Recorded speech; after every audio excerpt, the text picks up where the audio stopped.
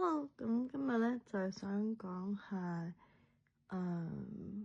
嗰個 Myers-Briggs test，即係個 personality test。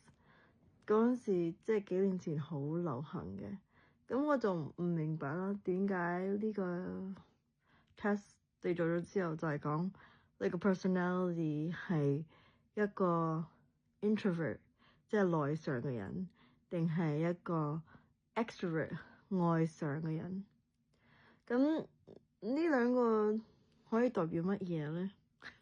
最主要就係講俾即係你做完呢個 test 之後，同人哋講啦，我係 I or E or whatever 開始嘅。咁佢真係識到呢個人係咩 personality 嚟嘅咩？我就唔明白呢個咯，即係雖然我都做過啦，咁之後係咪真係代表到我個性格係點樣咧？我係咪一個 perfectionist？ 我係咪 creative？you know，so 我就係諗到呢個，突然之間諗到呢個，就想同你分享下。